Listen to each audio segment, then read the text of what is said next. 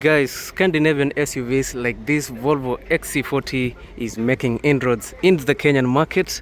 As of right now, we know there are so many Volvos around. We have the Volvo XC40, there's a Volvo XC90 right there, there's an XC60 which is a bit more popular, and of course we have the other V40, V60 in the Kenyan market now. I want you guys to tell me if you would use your 4 million shillings to purchase this 2019 Volvo XC40 T5 Inscription all-wheel drive, or with 4 million shillings would you go for a Toyota RAV4, any of this? This RAV4 goes for 4.7 million shillings. This RAV4 goes for 4.7 million shillings. This Subaru Forester costs 4.5 million shillings, and this Toyota RAV4 costs a cool 5 million shillings. So would you spend 4 million shillings for a 2019 Volvo XC40 that is fully loaded? This is a fully spec'd Volvo XC40. This is the Inscription trim, and the inscription in a Volvo shows you that the car is a fully spec'd unit. The only thing missing here is the sunroof, of which for most people I don't think that's an issue. Some other people would prefer to have a car that has no sunroof. Some other people just for what can I say, just because of something they'd want to have a sunroof, even though it doesn't affect the ride quality of the car. Some other people would just want to flex with the sunroof, while some other people would not want any issues to arise later as you progress with your car ownership journey. So we have this Volvo XC60. It is powered by a 2-liter turbocharged petrol unit that gives you 250 horsepower, 350 Newton meters of torque. All that power is sent via a very smooth 8-speed automatic transmission to the front wheels, to all the 4 wheels, because this is an all-wheel drive. So this is the perfect car for the Kenyan roads because of the all-wheel drive. It is an 8-speed automatic transmission, so you get faster acceleration and also smooth shifting all through the transmission. Some concerns about the car is that just like the German cars, you need to be very particular with with the servicing of the vehicle. You need to use the exact parts that is required, the OEM parts, and also in terms of servicing, you need the exact type of fluid for the engine oil, transmission oil, and all that. So in other words, I'm saying it is a very good SUV, but you need to be careful, just like the other German SUVs. Now, let me just talk about how nice this car is. In terms of design, this is the modern look. The previous models, the XC40, the previous model, 2017 models looked a bit funny, but the 2018, 2019 models look so good. All across the board, from the Volvo V60 all the way to the Volvo XC90. It has been revamped. Volvo has given it a new facelift, and of course the car looks like a real modern SUV. Now, this is a subcompact crossover SUV. In terms of spacing, it's a mid-size SUV. So in the front row, in the rear seats, and also in the boot section, you get some considerable space, but it is not the most adequate. But I can say for your daily driving, daily activities, the space is more than enough. Okay, so we'll get to look into all of that. We'll also get to see the car, how the interior looks like, and maybe give pros and cons of this SUV. And without wasting so much time, let us jump into it. And if you're new to this channel, make sure you leave a comment, like, and of course make sure you subscribe to this Wadeki Auto Trading. You can also go to our website, Wadeki Auto Trading. Follow me on Facebook at Walter the Ranch. Follow me on Instagram, Wadeki Auto Trading, and any website or any place which goes by the name Wadeki Auto. It's the only place. Hakuna photocopy ama carbon copy of that name, Wadeki Auto Trading. It's very specific to me, and my only phone number is 0711 431 667. Mtu mwingine kupatia different number, that's a red flag. Never go there. Now, the car looks good. In terms of design, personally I think the car is very much okay. Right now, Volvo has upgraded. You have a set of new LED headlights. You get the Hammer technology. Of course, you have this split configuration. On the top side, you have your main headlights, split section here that houses your daytime running lights and your turn signals, and also on the lower side you get additional lighting system, which is pretty much okay. In case you need to clear the headlights, if you're driving in muddy environment or dusty environment, you have your your headlamp washers right there. As you move a bit to the lower side, you have these fog lights, which are pretty good. And personally, I think the fog lights placement on the Volvo XC40 is more practical than what you get in a Volvo XC60 and the Volvo XC90. So right there, for example, you can see where the fog lights are placed on the Volvo XC90, just next to the ground. Of course, it's placed somewhere there.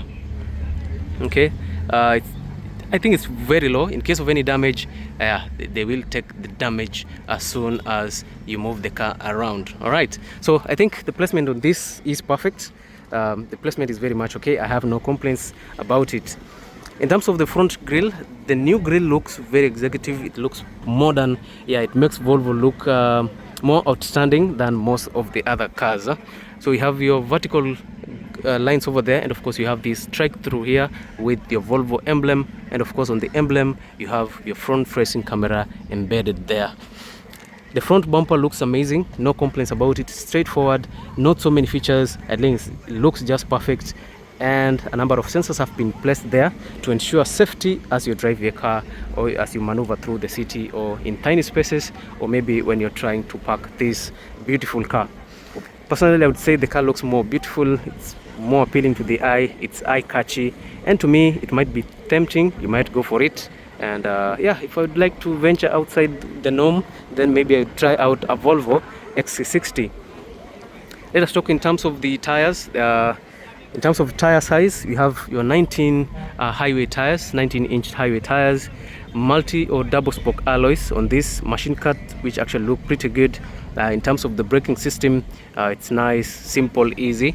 And you have your independent McPherson suspension with coil and springs, which are tuned for performance, because a car like this gives you 250 horsepower, which needs some good handling. So in general, I'd say the Volvo looks good. It can handle the Kenya roads nicely, because in terms of ground clearance, you have up to 220 millimeters of ground clearance, or 20 centimeters, which is above what is required for the Kenyan road. So I would say this one can traverse the Kenyan off-road nicely and easily. On the rear side, you have your multi-link independent suspension system, of which most cars usually goes for this, and it's nice, easy, simple, tuned for comfort, good handling, and of course stability is another thing. And I think since this is an all-wheel drive, it's very well balanced. I get good grip on the Kenyan roads, especially on a rainy day, or maybe you're driving in grass, or if you just want to venture into the Kenyan back roads. The tires and the suspension system will handle the roads as expected. On the side, you have keyless entry. As soon as you have your key in close proximity, you can actually access the interior of the car using this key fob. Of course, Mazda uses the same key fob for their 2020 model cars onwards, which is pretty good. So the locks are on the side, unlike most of the other cars. So you get your keyless entry. On the side mirrors, you have blind spot monitoring system. Of course, you have your turn signals over here, and of course you have cameras on the side mirrors to ensure safety, or you get a clear 360-degree view of the car. On the rear side, you can see the angle of departure on the car is a bit high. This ensures that you can clear all the ditches and bumps easily and nicely without damaging your vehicle.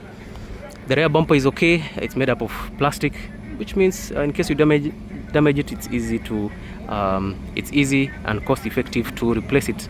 A number of sensors all around: rear cross traffic alert, what you call pre-collision monitoring system, reverse capabilities, and all that is available. You get additional reflectors over there. You get your XC40 badging. Of course, you're being reminded that this is a Volvo.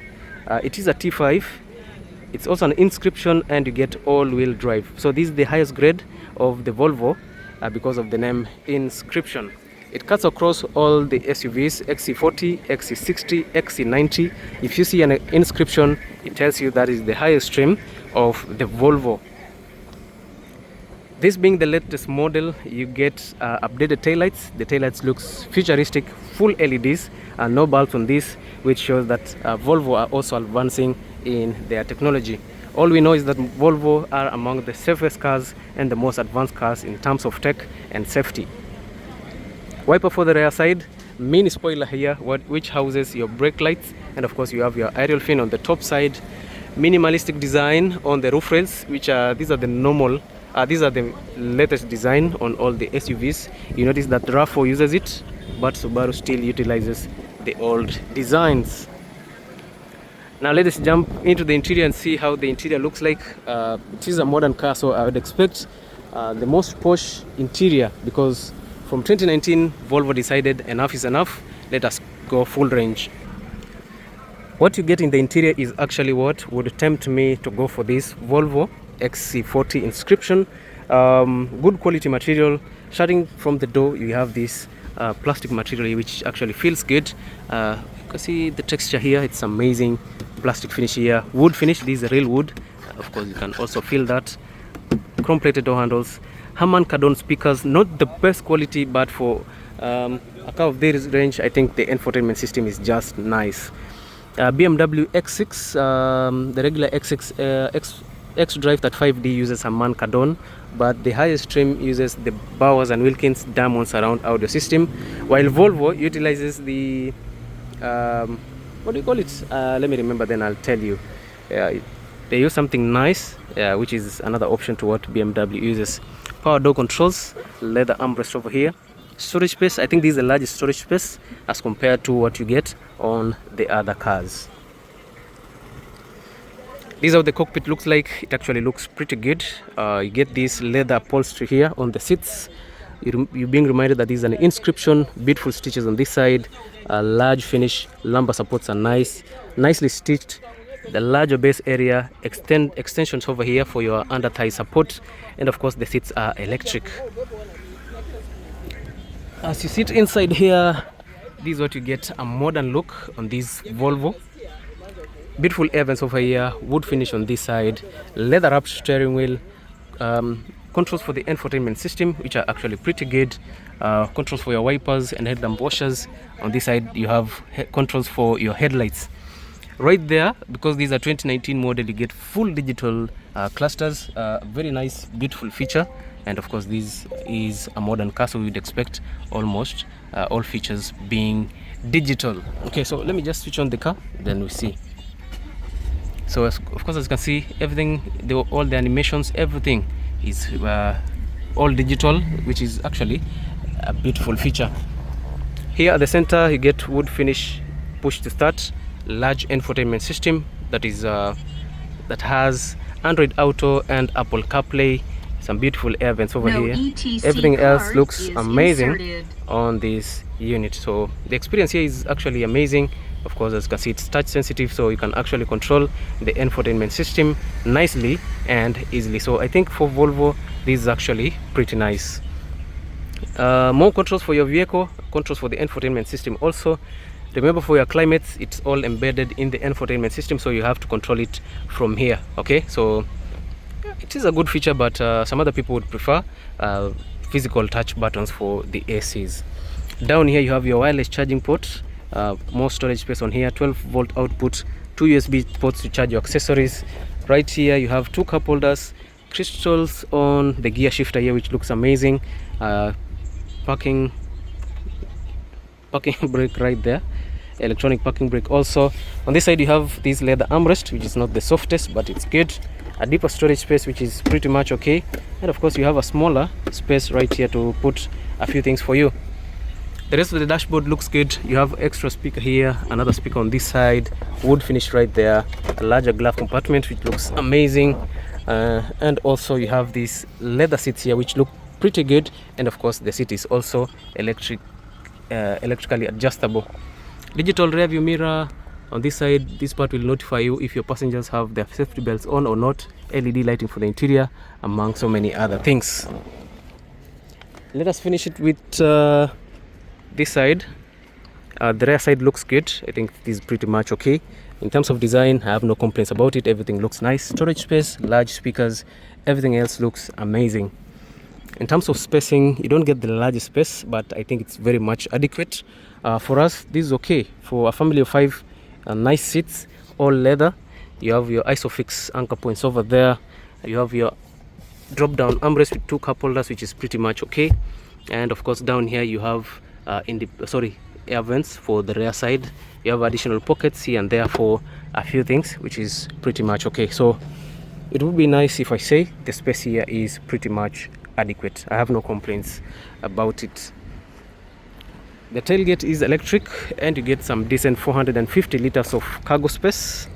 Yeah, so if you need something that can carry some good luggage, this car does that nicely. Of course, as you can see, everything else looks okay. 12-volt output. You can fold your rear seat electrically using these two buttons here. And in case you need to carry some more luggage, you have some additional spacing down here, which is pretty much okay. So yeah, the car is pretty good.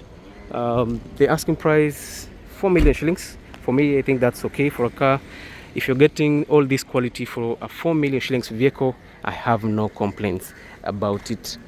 So guys, I'll leave you there for today. It's a Saturday and already we are about to close the showroom.